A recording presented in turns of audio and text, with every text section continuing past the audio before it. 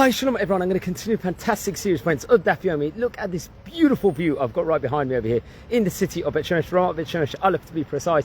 It actually is a very, very good and fresh morning in of itself. And what a better time to get a daily bit of energy of a page of Talmudic wisdom over here. Already we are on Masechet Zevachim on page number 6. That's naturally Vav in Hebrew. Many of you would obviously know this over here. And nothing like walking the street and sharing Torah. They say that Rabbi Yochanan ben Zakkai learning Masechet Brachot was walking every Dal Amot saying Torah and also greeting people at the same time. So I don't know if I'll be able to achieve that specific feat in of its own right, but let's get this underway. So friends, we're talking about the purpose of a burnt offering. We're talking about different Korbanot inside the Dafim here as we're introducing this Masechet, much longer Masechet than others. So we're talking about the purpose of a burnt offering, an olah, as we say. Now when someone, let's say, violates a negative commandment, the Torah offers various different, let's say, punishments when it was done on purpose. And under certain circumstances, it requires a korban chatat. This is a sin offering, as we stated on many occasions. Well, bringing this offering serves as an atonement when it was done by accident, for neglecting, let's just say, to perform most positive mitzvot, commandments. We do not find any punishment inside the Torah, nor is there any requirement to bring a sacrifice for atonement. However, nevertheless, the great rabbi suggests that the korban olah, the burnt offering, serves to atone for the neglect of a positive commandment. So it's got a purpose to it, more in the realms of neglecting to do this positive commandment. Now the Talmud, the Gemara, on today's page, asks whether this sacrifice would atone even for missing positive commandments after the animal was set aside to be an olah, or is it limited to those transgressions that took place prior to the animal's consecration?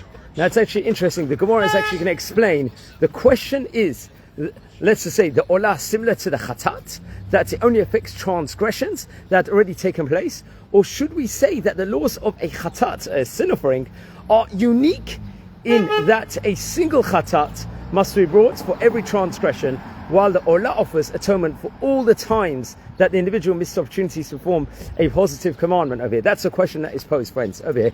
Now, although let's just say that the Gemara, let's say, does not reach a conclusion regarding the question, it is important to help us understand the underlying principles of this korban olah. That's we're trying to learn the science behind this sacrifice in of itself.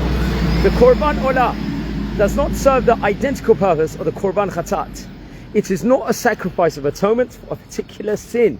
Rather, it serves as a gift to God that repairs a broken or distressed relationship with Him. Obviously, we have to see that. We'll see this more about this if we delve into tomorrow's page of the Gemara, respectively. Thus, the olah sacrifice is not connected to a single mitzvah, and it can serve to repair the damage done by neglecting a number of positive commandments. Now, another great commentator, obviously, we mentioned about many occasions for Rashi. He's going to point out that the question in our Gemara does not relate to the time after the olah has already been sacrificed, when it certainly cannot serve to atone for what happened in the past. Obviously, but still, we could say, when the positive commandments was neglected before the sacrifice was actually brought, even if the animal, let's say, had already been set aside, it is possible that the olah could serve to repair, let's say, the covenantal relationship, even with regards to the transgression. So that is very interesting, friends, over here on a fantastic day. Look behind me, friends. This is in Eretz Israel. All the parks, the gardens, the trees, there's nothing like it. I'm going to get a coffee. I've got to get ready. My plan now, friends, I'm going to do on another station a live video on the history of Gibraltarian Jewry. So I'm just getting ready for that. I'm very excited to record that. I need a coffee also. And it's Slichot season at the moment, so we've got an hour extra of, around prayers at the moment. I was just walking. Actually, anyone of you wondering why I'm in Ramat Bet Shemesh Aleph over here, quite near my house, and we're just soaking up some of the pressure and enjoying, friends, over here. There's nothing like it.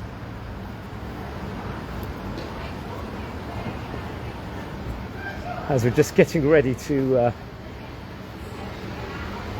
And it's going to be, we don't just have Shabbat's coming up tomorrow night, only in a few days time it's going to be Rosh Hashanah. So my final message to everyone over here on this video is make the most of every moment and grasp the idea of Teshuvah at every single opportunity, friends.